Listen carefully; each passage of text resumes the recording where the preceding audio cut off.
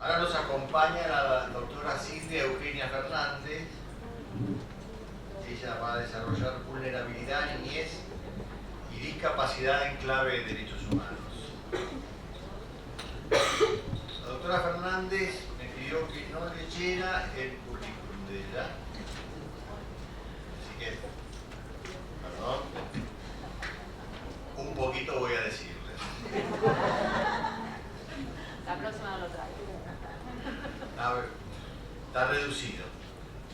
Actualmente la doctora Fernández es asesora de incapaces del Departamento Judicial de Mar del Plata, es especialista en Derecho de Familia en la Universidad Nacional de Rosario, especialista en Magistratura Judicial de la Universidad Nacional de Mar del Plata, profesora adjunta por concurso Cátedra de Derecho de Familia y Sucesiones de la Universidad Nacional de Mar del Plata y a su vez en el mismo lugar, investigadora en la Facultad de Derecho. Todos la conocemos por lo que escribe, todos tenemos, todos no, pero en mi caso personal tengo sus libros y en particular traté de buscar una opinión previa de la doctora Fernández sobre el tema que nos convoca. Y acerté encontrando una presentación que hace en el inicio casi de su trabajo.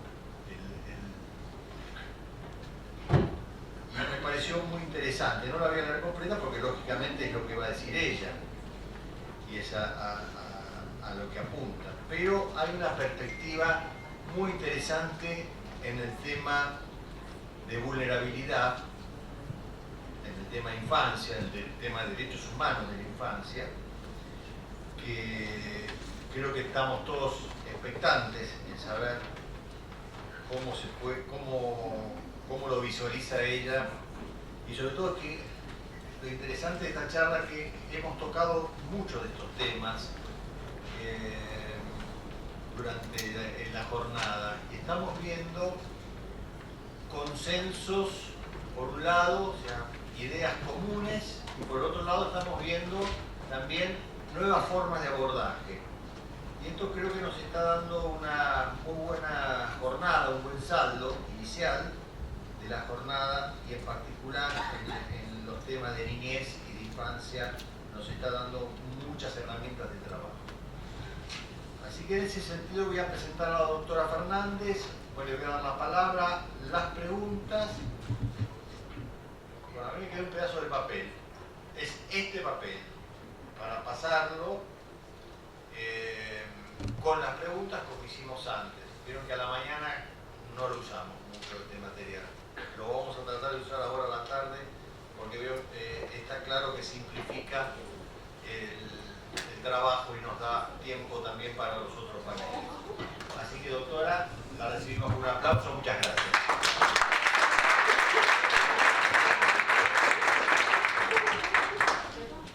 Bueno, muy buenas tardes. ¿Se escucha así? Sí. Bien. Le vamos a pedir si nos ubica... arranco yo desde aquí, moviendo. Muy bien. En primer lugar, bueno, agradecida y honrada de poder estar presente, compartiendo de vuelta un espacio en estas jornadas que he tenido el honor de poder estar en otras oportunidades y que la verdad he disfrutado mucho. Y agradecida en especial al doctor Santarelli por la convocatoria al tema específico, que en lo personal no me pudo salir mejor, no solamente por el presentador que me han adjudicado, sino además porque es una temática la cual abrazo todos los días en el ejercicio de la tarea cotidiana, y sinceramente poder estar en un lugar con gente cálida y hablando de lo que a uno le apasiona, ya estoy por hecha. Así que esto tiene el sentido también de un poco salir de lo teórico o acompañar lo teórico con el condimento de lo que podemos comprobar realmente en la actividad práctica todos los días cuando hablamos de empoderamiento y ejercicio de derechos de las personas menores de edad. Es decir que, por supuesto, lo académico tiene que estar, lo teórico tiene que estar como una base que nos dé el sustento para poder defender derechos, porque si no, no podemos defender realmente ante los tribunales a las personas en situación de vulnerabilidad, pero entiendo que también la riqueza que estas personas nos aportan nos permite realmente decir, bueno, el camino es este y por lo menos, no sé qué pensarán después ustedes, aspiro a que tengamos una conclusión similar sobre el final. Bueno, un poco la idea es unir, a partir de esta idea de vulnerabilidad, dos universos sobre los cuales también vamos a discurrir un poco sobre estas categorías o esto de ubicar a las personas en categorías, pero en mi caso discurrir respecto de dos categorías como son los niños, niñas y adolescentes y las personas con discapacidad, y ver un poco cómo esta noción de vulnerabilidad es una noción que los atraviesa a ambos y de qué manera esta noción de vulnerabilidad viene a funcionar como una suerte de corrector que de alguna manera favorezca el ejercicio de derecho autónomo de estas personas también en situación de vulnerabilidad. Tengo 3 puntos de partida que quiero compartir inicialmente para poder explicar a dónde apuntamos en la tarde de hoy. El primer punto de partida es el derecho a la salud. Vamos a hablar del derecho a la salud porque específicamente vamos a atravesar la noción de vulnerabilidad cuando estos jóvenes, cuando estos niños y niñas intentan ejercer derechos en el ámbito específicamente de la salud, entendida como un derecho humano. Y entendida en el modo en que la conceptualiza la Ley Nacional de Salud Mental 26657, que se aleja de toda noción propia de la salud mental como una patología inherente a la persona por una condición de esa persona. En realidad, la salud mental es definida en la Ley Nacional de Salud Mental como un proceso y que está determinado básicamente por componentes sociales, históricos, demográficos, es decir, que no hablamos de una persona con un padecimiento mental exclusivamente propio, sino de un proceso complejo en el cual el entorno comunitario de esa persona, la sociedad, tenemos incidencia en la conformación, en la mejora o en el empeoramiento en esa salud mental vinculada a la realización de derechos humanos. En segundo lugar, la convocatoria desde la bioética, es decir, no hay posibilidad hoy en día de analizar los problemas y las cuestiones relacionadas a la salud de las personas humanas, sino es desde la reflexión bioética, desde la reflexión interdisciplinar, desde este diálogo, desde esta perspectiva dialógica que nos ofrece la bioética y que comparte con el derecho como finalidad común o finalidad última, finalmente, la protección y la realización de los derechos humanos de las personas. Y desde esta reflexión bioética, como uno de sus principios centrales, emerge el primer principio, el principio de autonomía, que tiene que ver con la posibilidad de las personas de poder tomar decisiones, valga autónomas, es decir, que realicen el proyecto de vida autorreferencial de esta persona. Para esto tenemos que pensar en una noción de autonomía que hoy en día nos exige una vuelta de rosca y empezar a mirar algunas nociones complementarias de la autonomía, como va a ser la que proponemos de vulnerabilidad. Porque la autonomía tradicional o pensada desde la autonomía pura está también pensada desde la autonomía liberal, la autonomía del hombre competente, blanco, que tiene acceso a la información, de buena posición económica, mayor de edad, con recursos de información, acompañado en ámbito familiar, nunca solo, nunca pobre, nunca desplazado, nunca migrante, nunca indígena, nunca niño o niña y tampoco persona con discapacidad. Entonces vamos a ver cómo esta idea de las distintas vulnerabilidades se van entrecruzando y van poniendo en desafío o en jaque a esta noción de autonomía que nos exige pensar en la persona que voluntariamente puede razonar, puede recibir información, puede tomar una decisión informada a través de esta noción madre que es aquí la noción del consentimiento informado. Que en realidad el Código Civil y Comercial incorpora, hoy se habló, la doctora Bierza habló del artículo 59 del Código Civil y Comercial, pero que recordemos que nosotros lo teníamos ya incorporado en la Ley de Derechos de los Pacientes. Lo que pasa es que lo que nos ocurre con todas las leyes satelitales que están afuera de un código nos parece que no obligan tanto como el código, pero ya eran conceptos preexistentes y que en realidad el 59 viene a reforzar con un principio esencial. Nadie, ninguna persona, puede ser sometida a un tratamiento, una terapia o un abordaje médico sin su consentimiento previo, libre e informado. Y que incluso el código en el mismo artículo 59 refuerza respecto de las personas con discapacidad. Ninguna persona con discapacidad, y esto obedece a una reflexión que hace positivamente el código y que en algún punto nos dice ¿por qué menciona a las personas con discapacidad como si hubiera una discriminación respecto de ellas? Claro que la hay, porque esto obedece a lo que es el componente histórico, digamos el historial de abusos y transgresiones permanentes que las personas con discapacidad han sufrido y siguen sufriendo en el ámbito o en el espacio de la salud, y por esto el Código habla justamente de los instrumentos que brinda la Convención de Naciones Unidas sobre los derechos de las personas con discapacidad, el acceso a apoyos para la toma de decisiones, no la sustitución, sino el acceso a apoyos para la toma de decisiones, y los ajustes razonables que tengan que hacerse en cada uno de los procedimientos, en este caso sanitarios. La tercera pauta, o el tercer punto de partida que quiero traer acá, tiene que ver con, bueno, de quiénes vamos a hablar cuando hablemos de niños y niñas con discapacidad. Entonces, un poco refrescar o tener en cuenta la noción de discapacidad a la luz del modelo social. Hoy en día, en realidad, incluso se está poniendo en crisis esto de hablar de personas con discapacidad, sino que desde Naciones Unidas se habla o se intenta avanzar hacia una noción de personas en situación de discapacidad. ¿Por qué? Porque esta es la expresión que más nos enlaza o más nos conecta con la idea del modelo social. El modelo social en materia de discapacidad, que es el que convoca la Convención de Naciones Unidas, nos dice que la discapacidad no está únicamente en la deficiencia física, orgánica e intelectual de la persona, sino que está en el contacto con el entorno, está en las barreras que en esta interacción entre la deficiencia de la persona y su interacción con el entorno provoca determinadas barreras que le impiden ejercer sus derechos en igualdad de condiciones con las demás personas, ¿no? Esta es la pauta, en igualdad de condiciones con las demás personas. Entonces, ¿por qué tiene que venir aquí la noción de vulnerabilidad a la luz de esta protección bioética? Porque justamente si nosotros, en el caso de niños y niñas, y más aún en el caso de niños y niñas con discapacidad, nos quedamos exclusivamente en la autonomía, nos vamos a estar perdiendo un factor sumamente importante a tener en cuenta, que tiene que ver con esta idea correctora sobre qué hacemos, qué rediseñamos, qué ajustes implementamos cuando estamos frente a personas que por su situación, en este caso por su situación de discapacidad, van a encontrar severos obstáculos para ejercer su autonomía. Y no digo por su condición propia, no digo que la discapacidad sea de por sí o por sí sola el único obstáculo que las personas con discapacidad presentan. Digo su situación. ¿Por qué? Porque es el entorno, es las barreras de este entorno las que van a dar justamente lugar a la dificultad en el reconocimiento de esta autonomía en favor de los niños y niñas con discapacidad.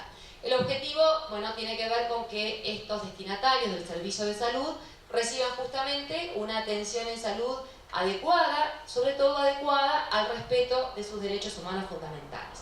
Entonces, traigo acá una noción que trabajan muchos bioeticistas, esencialmente la trae Florencia Luna, que es una bioeticista chilena, que ha escrito unas cosas maravillosas en torno al concepto de vulnerabilidad, y donde ella habla de la vulnerabilidad por capas, ¿no? Entonces, ella dice, bueno, participan en algunos debates con otros bioeticistas también respecto de esto que se hablaba hoy sobre si no es doblemente discriminatorio pensar en categorías de vulnerabilidad. Si yo pienso en una categoría solamente como un atributivo de vulnerabilidad, en alguna manera te estoy estigmatizando porque estoy discriminando. Como sos negro, como sos inmigrante, como sos migrante, como sos niño, en función de eso sos vulnerable. Estoy atribuyendo categorías que en realidad impiden ver la individualidad.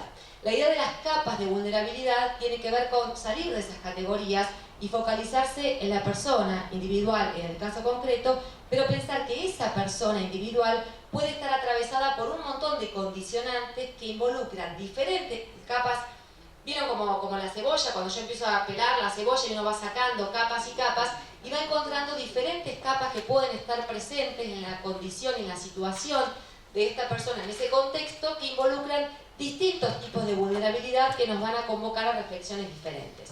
En este caso, hoy propongo que veamos esta condición de vulnerabilidad en materia de atención a la salud mental o de atención a la salud en general respecto de la situación de adolescencia, es decir, vamos a focalizarnos esencialmente en niños mayores de 13 años, adolescentes, y la situación de discapacidad, donde ahí vamos a tener, estas capas van a aglutinar también otras capas de protección jurídica, como es el corpus juris de infancia o de niñez y el corpus de discapacidad.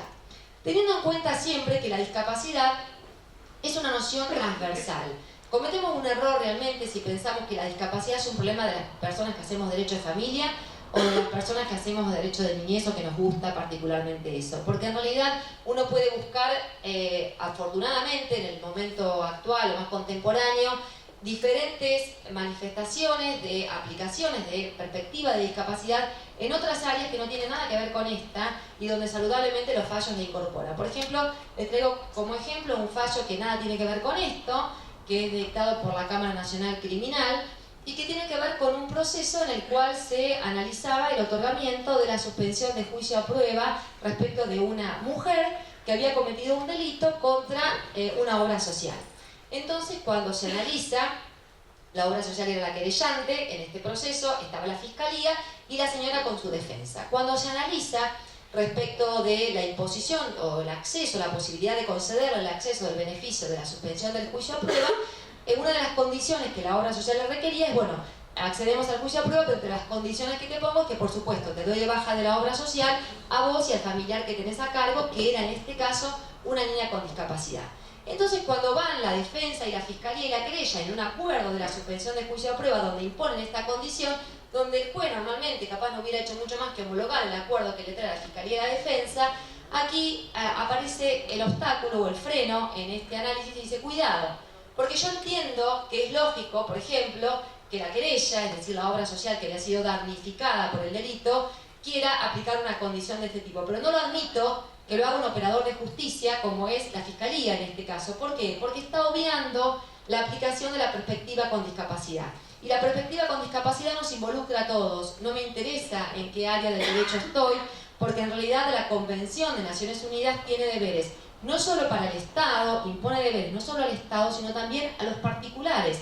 Los instrumentos de derechos humanos nos vinculan en la posibilidad de ejercer ciertas prerrogativas y de exigir derechos y sufrir a su vez obligaciones respecto también de las personas privadas, en este caso respecto de la obra social. Dice, en este caso, fíjense, cuando se habla de la posibilidad de la denegatoria, del juicio, en realidad la pauta que imponía la obra social y que imponía la Fiscalía no tenía que ver con no lo aceptamos porque queremos ir a un debate, no aceptamos por la gravedad del hecho, sino justamente lo que ponían como condición es que se prive a esta mujer y a su hija del beneficio de la obra social. Y es respecto de la hija donde la Cámara Nacional hace la salvedad porque dice, acá son tratamientos esenciales que debe recibir una persona con discapacidad, que está protegida por la Convención de Naciones Unidas, que obliga a los organismos del Estado a hacer efectivos esos derechos.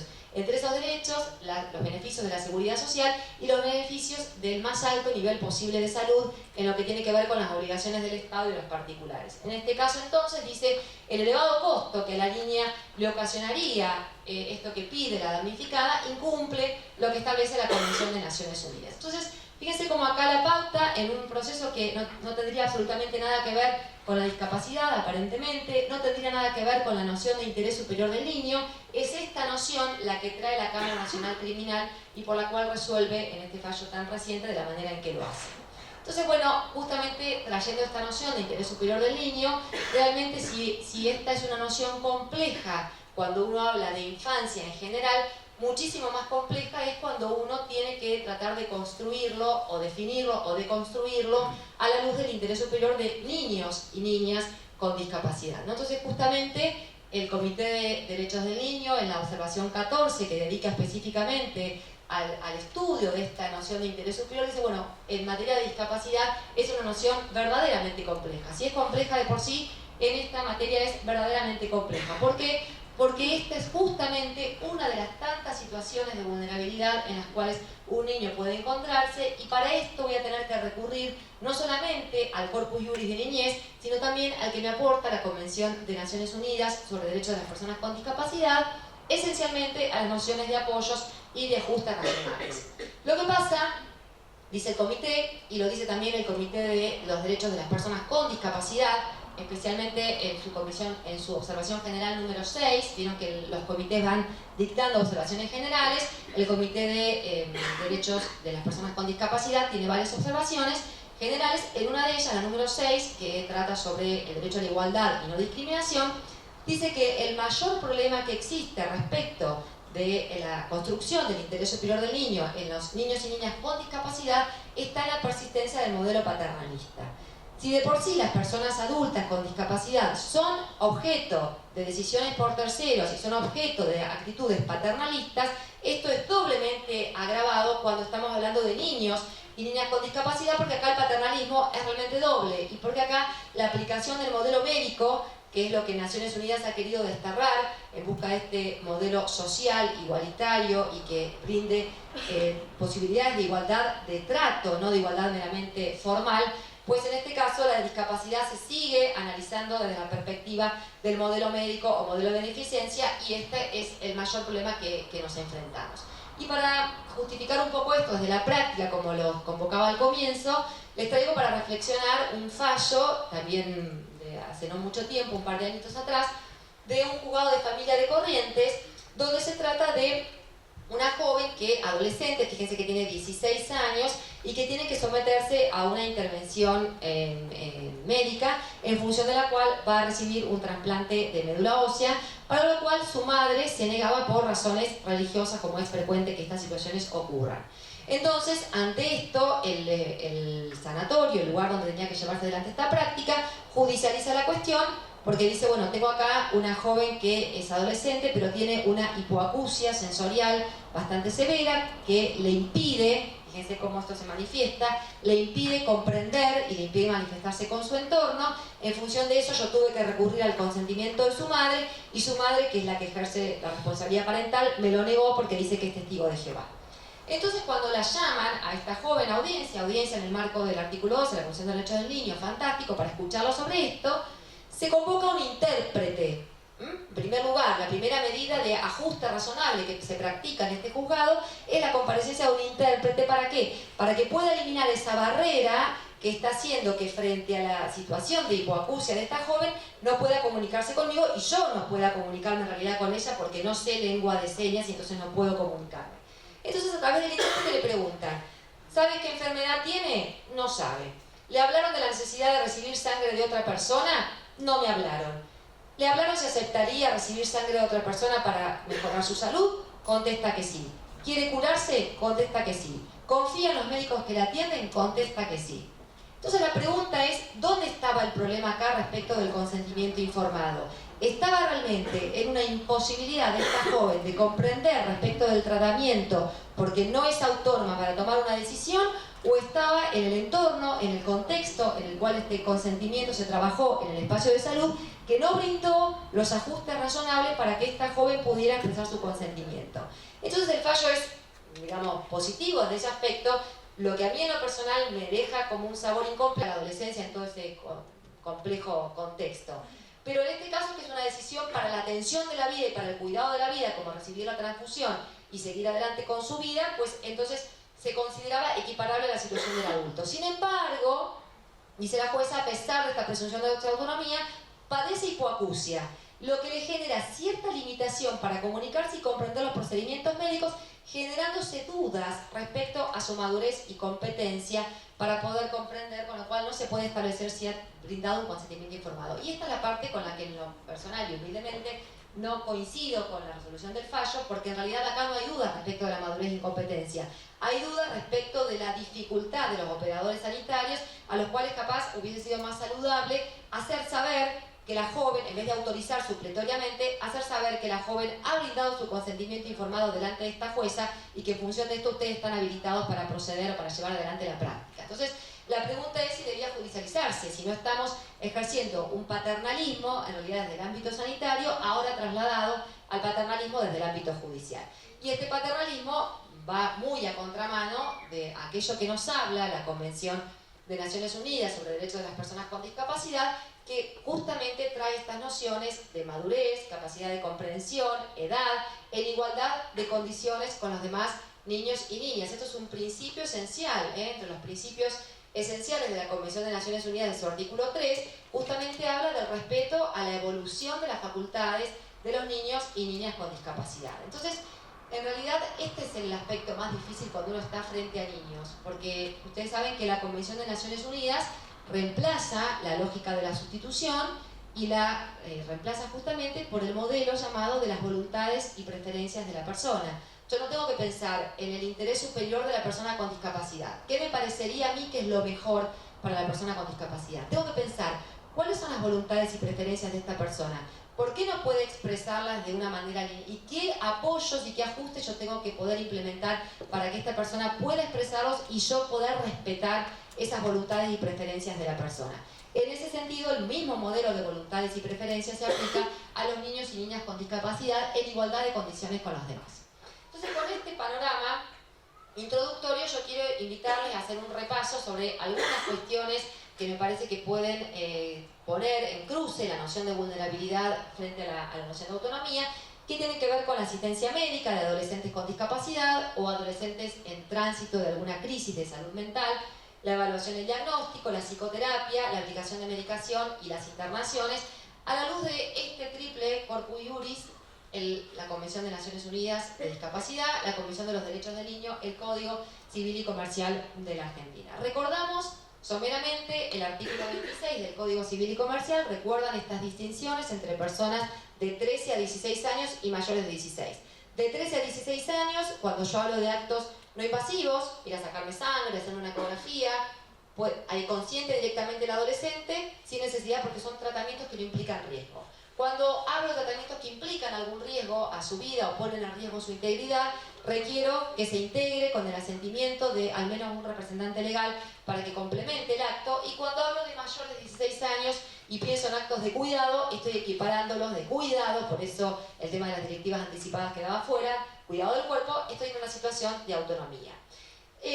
No fue muy difundida, pero en el año 2015 se dictó la resolución 65 del Ministerio de Salud, que en algún punto vino a reglamentar o explicitar un poco el contenido de este artículo 26, de estos términos que se utilizaron, que son términos indefinidos, que se lo criticó al Código por haber utilizado términos indefinidos como invasivo, que causa daño para la salud. Y en realidad el Código no inventó términos, sino que estas nociones ya estaban en la Ley de Derechos de los Pacientes. Cuando la Ley de Derechos de los Pacientes habla del consentimiento informado, en su reglamentación habla de tratamientos invasivos, tratamientos que implican riesgo. Entonces el Código lo que hace es tomar lenguaje que ya está preexistente en el derecho sanitario nacional. Y la resolución 65 del Ministerio de Salud dice: el concepto de invasividad, cuando pensamos en actos invasivos, está asociado a la noción de riesgo. Cuando uno piensa en un acto invasivo, está pensando en aquel que implica un riesgo o un daño respecto de su salud o que puede provocar un riesgo grave en su vida. Entonces vamos a ir viendo algunas de estas propuestas que traíamos para la tarde de hoy. En primer lugar, la asistencia médica. ¿Puede un adolescente concurrir por sí, tiene autonomía para requerir por sí asistencia médica, para requerir asesoramiento profesional, evaluación y diagnóstico?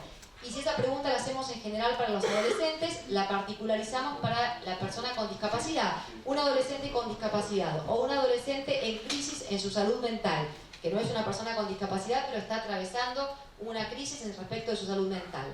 ¿Puede recibir asesoramiento médico? ¿Puede ir a consulta médica por sí? ¿O tiene que ser sustituido en esa toma de decisiones a la luz de la idea del consentimiento informado?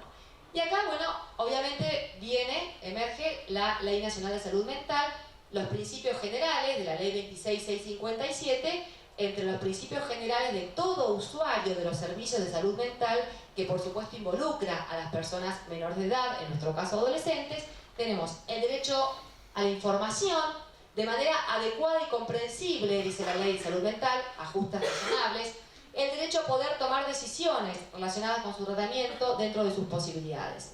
Entonces nosotros tenemos que pensar que en realidad hoy en día el Comité de Derechos del Niño también tiene una observación específica, mejor dicho, la observación 20 sobre la realización de los derechos del niño durante la adolescencia, y la observación 15 sobre el disfrute del niño del nivel más alto posible de salud, que justamente reconocen el derecho de los adolescentes de poder asistir por sí, sin necesidad de asistencia o de acompañamiento o de representación alguna, a consulta y asesoramiento médico. Entonces, sin ninguna duda, los adolescentes pueden asistir a consulta médica, pueden prestar su consentimiento para actos de profundización diagnóstica. Pensemos prácticas relacionadas con la atención de salud mental como extracción de sangre, análisis, prácticas de resonancias, prácticas de tomografía.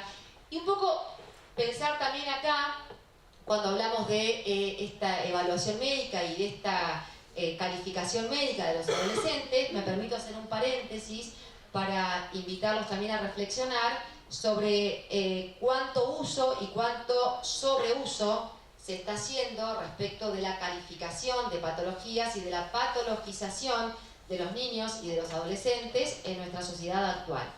Cuánta más seguido vemos hoy en día situaciones que históricamente en nuestra época, de cualquiera de los que estamos presentes acá, que por las edades todos estamos arriba de los 20 años, por decir así que somos muy jóvenes, en mi caso por muy poco tiempo, de los 20, pero bueno, en mí, no sé ustedes, pero situaciones que cuando nosotros éramos chicos eran situaciones propias de niños difíciles, inquietos, hiperactivos, molestos, disruptivos, pero que hoy en día son síndromes, ¿no? Digamos, la cantidad de niños síndromes que hoy tenemos hoy en día, donde se escucha que, por ejemplo, se escucha en la publicidad, hoy se diagnostica con autismo un niño cada 11 minutos. Esta es una estadística que nos tiene que llamar un poco la atención y que nos tiene que hacer reflexionar sobre cómo en realidad muchas, a la luz del auge de las neurociencias, cómo muchas situaciones que obedecen a complejidades escolares, familiares, educativas y sociales se terminan reduciendo científicamente a síndromes.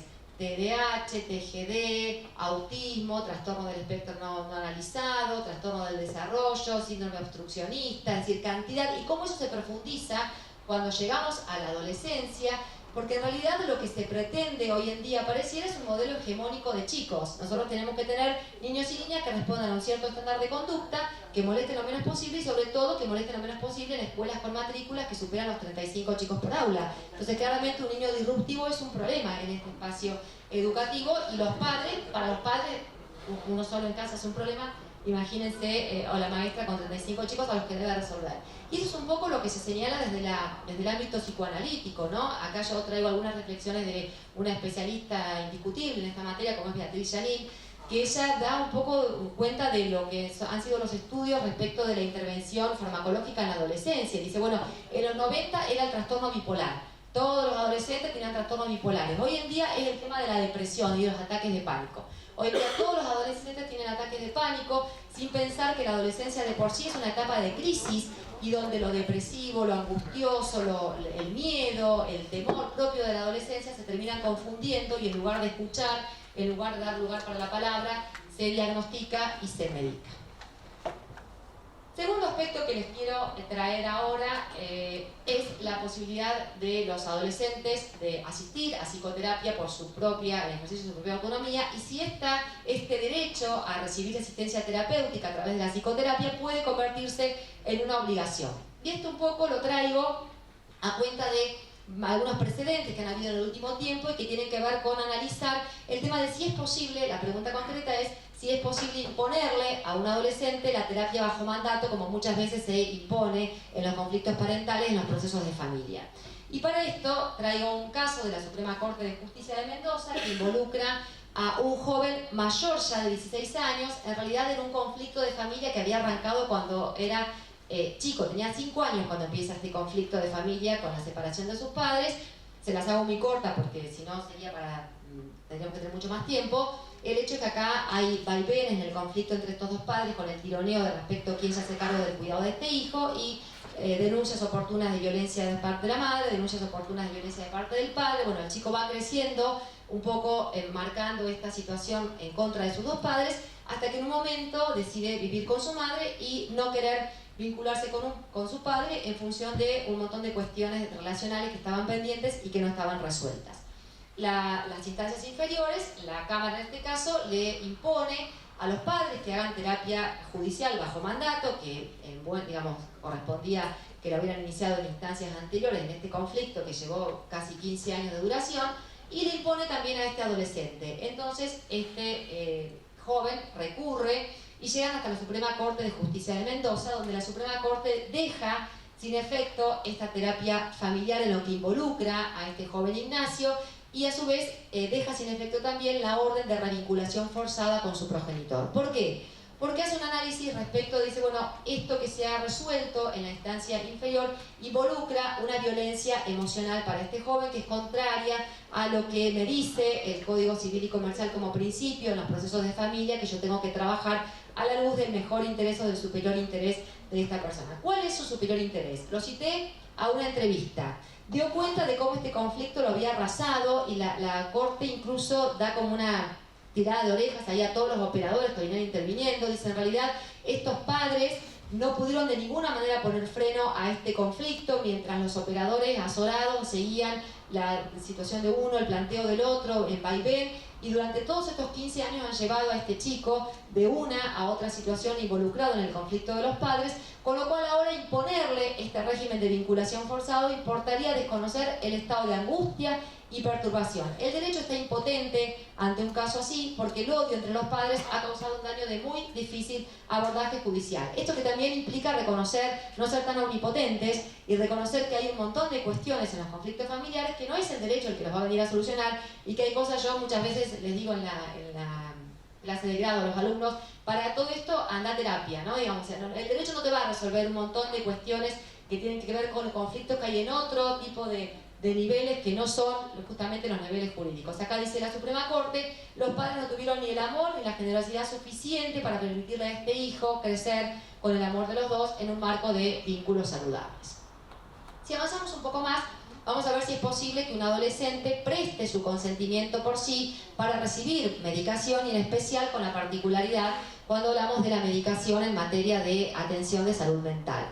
Recordando lo lejos que está la norma de la realidad, porque la Ley Nacional de Salud Mental, cuando habla del derecho del acceso a la medicación entendida como un bien fundamental, recordemos que el medicamento es un bien social, incluso para nuestra Constitución provincial, pero dice, cuidado, porque la prescripción de medicación se debe utilizar exclusivamente con fines terapéuticos, nunca como castigo por conveniencia de terceros, que es lo que acabamos de ver que lamentablemente no pasa, o para suplir necesidad de acompañamiento terapéutico. ¿Cuántas veces, como la obra social no cubre el acompañante terapéutico, hay que reforzar el plan farmacológico? Voy a cambiar el esquema, dice el psiquiatra, ¿no? Y entonces tiene que medicarlo que la obra social no puede cubrir por otro lado.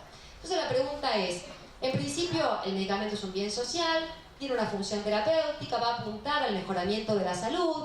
En principio, si apunta al mejoramiento de la salud, yo tendría que pensar que no es un acto invasivo, pero cuidado porque respecto de la situación de salud mental hay que pensar en esta situación de vulnerabilidad que rodea a este adolescente y hay que pensar en la especialidad del riesgo de esta medicación para en los casos que involucran riesgo para la salud y que por lo general tiene que ver en especial con todos aquellos medicamentos que no están, cuyos efectos no han sido adecuadamente determinados o que se encuentran en etapa investigativa, como por ejemplo ocurre con el caso de la clozapina, por traer uno entre tantas medicaciones farmacológicas, que da cuenta de una serie de efectos secundarios avanzadísimos que incluso hacen que los laboratorios tengan que incluir a los pacientes a controles de farmacovigilancia, digamos, se hacen análisis permanentes respecto de la evolución de estos pacientes. Entonces cuidado, porque en estos casos tendríamos que pensar que realmente, y más aún cuando se trata de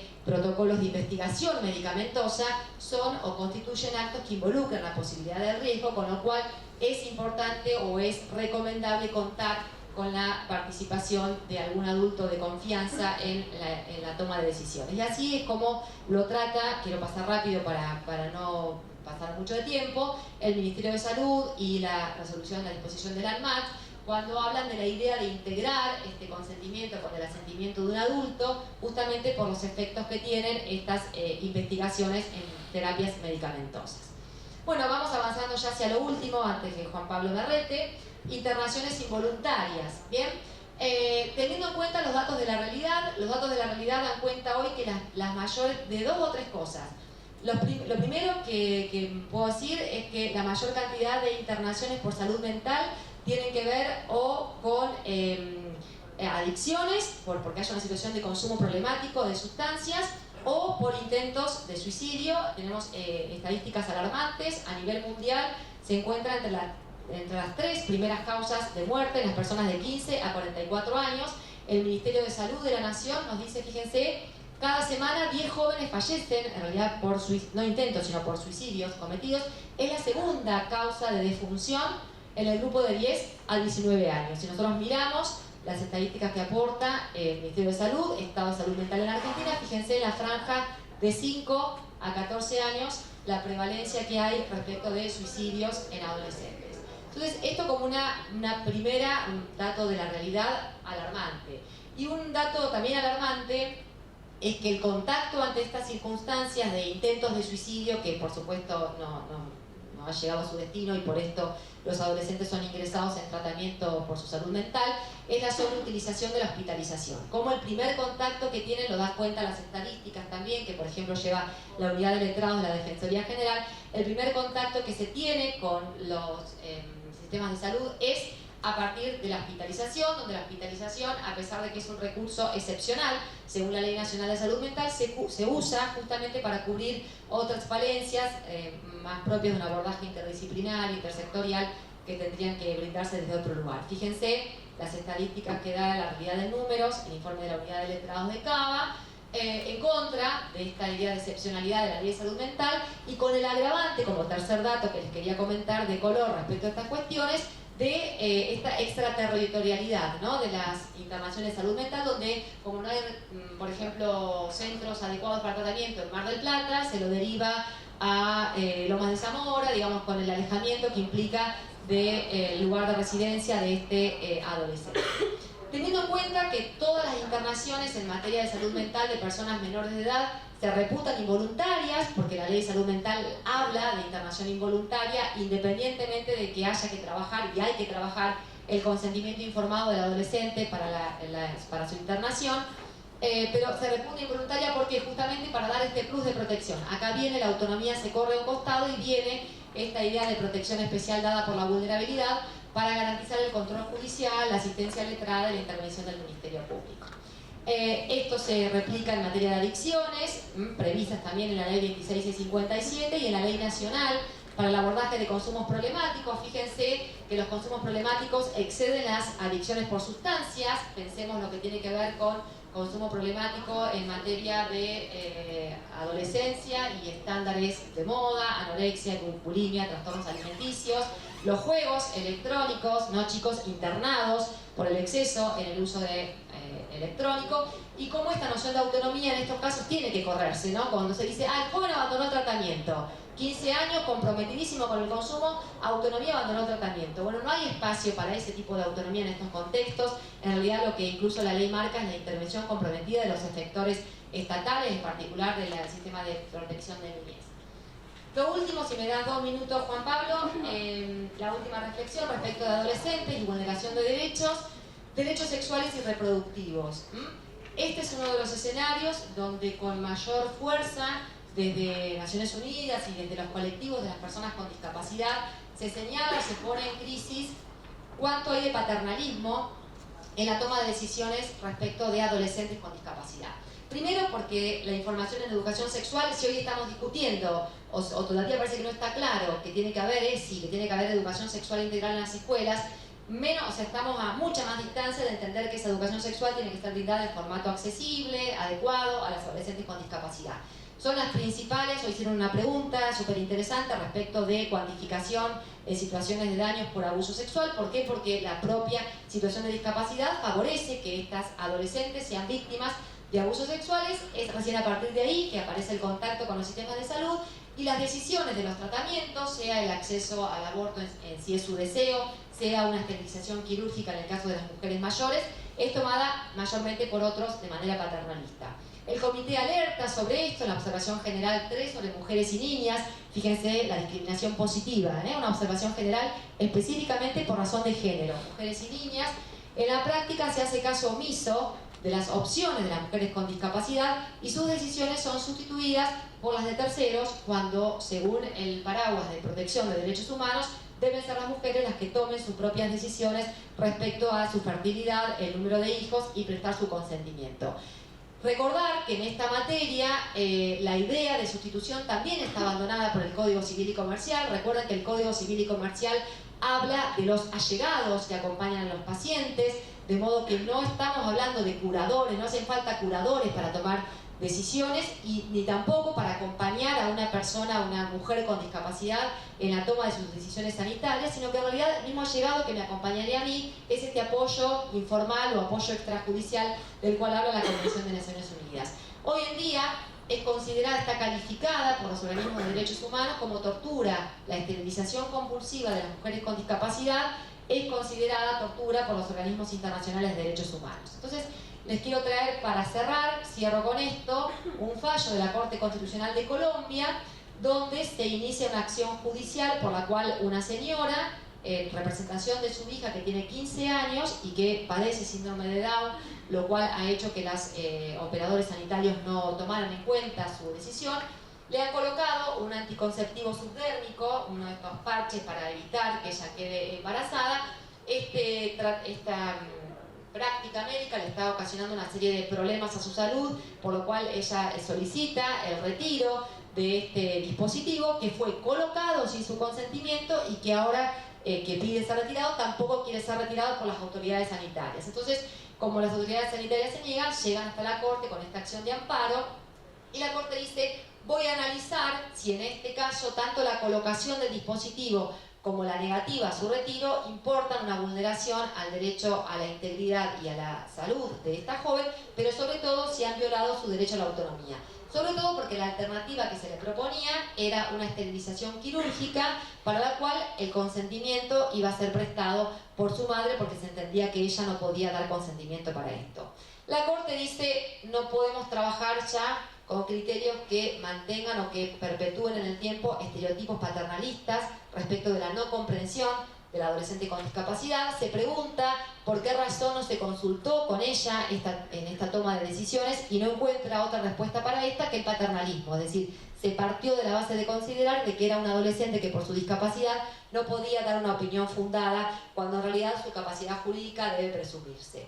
Concluye entonces que se ha causado un daño por la colocación de este implante y por el retiro de este dispositivo de anticoncepción, que no haya podido acceder a información sobre planificación apropiada, no se la orientó, no se le proporcionaron apoyos, ajustes y salvaguardas para que ella pudiera decidir informada y libremente. Pero cuidado, dice la Corte, esto quiere decir que tampoco va a poder ser sometida a una esterilización que ella no está pidiendo como tal y para la cual no puede ser subrogada o suplantada por su madre. Esto será una cuestión que se decidirá cuando ella pueda dar una decisión informada respecto de esto, donde va a tener que verificarse si manifestó su consentimiento libre e informado mediante los apoyos y salvaguardias necesarias para brindar una decisión razonada al respecto. Entonces, le ordena proporcionar ajustes, que acceda a información y que pueda decidir si utilizará algún método de anticoncepción y cuál es el método de anticoncepción que utilizará a la luz esencialmente de la opinión que exprese esta joven.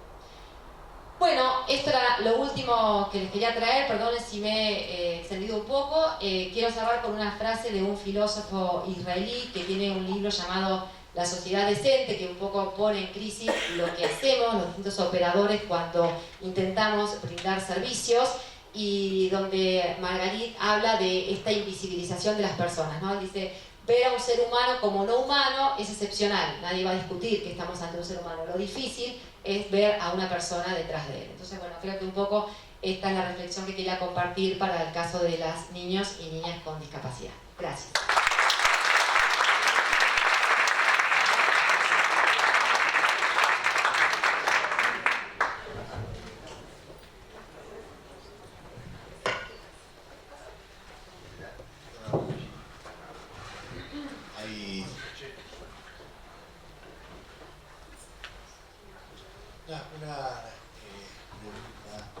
Una reflexión inicial. En general, en la especialidad. Cuando se produce, hay momentos que se produce tensión entre las categorías etarias que marcan las leyes y los códigos y los derechos constitucionales. Esto se presenta a diario, permisos, autorizaciones, tanto en temas de salud como fuera. Tanto dentro del campo de la salud como fuera del campo de la salud. Muchas veces, ¿cuáles son los criterios de resolución? Obviamente que nos inclinamos por los derechos constitucionales, pero estos criterios no siempre son tan claros, no es blanco y negro permanentemente.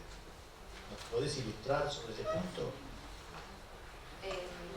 En realidad, no sé si puedo ilustrar, puedo decir lo que considero, nada más que no será ilustrar. En realidad entiendo que el artículo 26 habla de ciertas presunciones que son iuris tantum, es decir, que hay prueba en contrario, y que en principio parecen direccionadas a cuestiones de salud.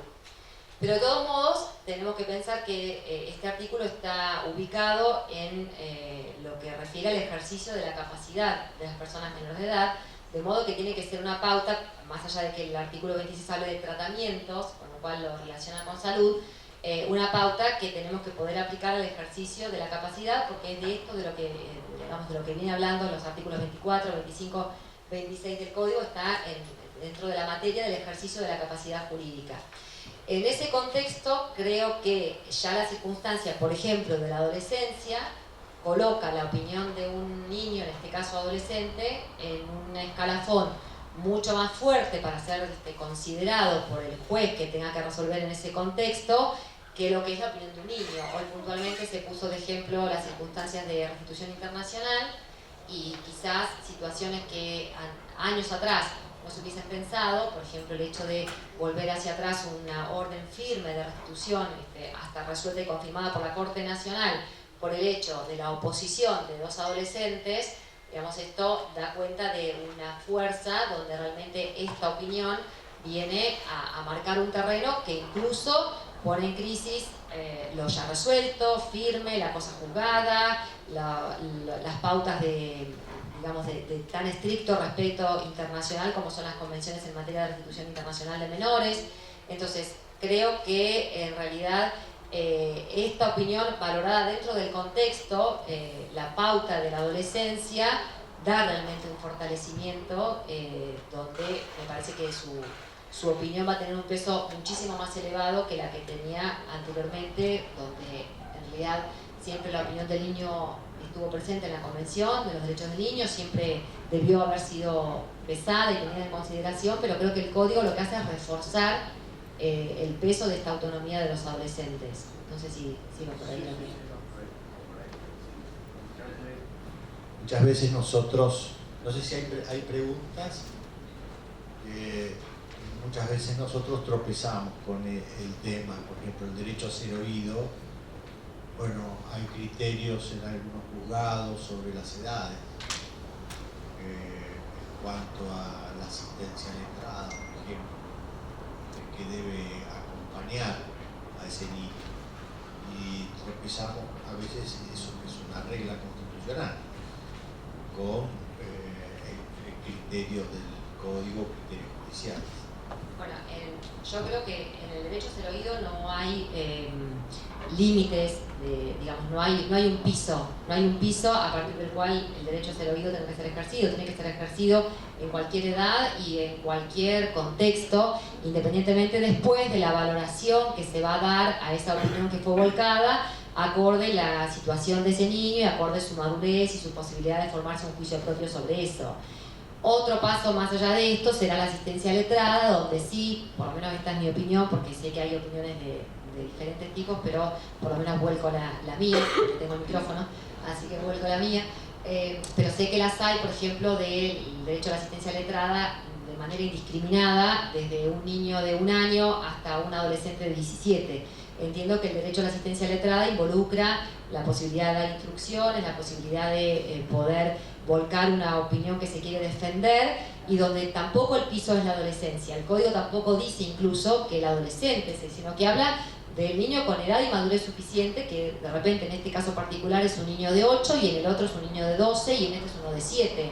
Digamos, pero en esto el Código creo que nos favorece en realidad que sea flexible, lejos de enojarnos con eso. Entiendo que el que sea flexible nos favorece, reconociendo siempre los distintos estadios. Una cosa es opinar, otra cosa es qué van a hacer con mi opinión, cómo va a ser tenida en cuenta, y otra cosa es si voy a designar abogado, y otra cosa es si se va a resolver en ese sentido.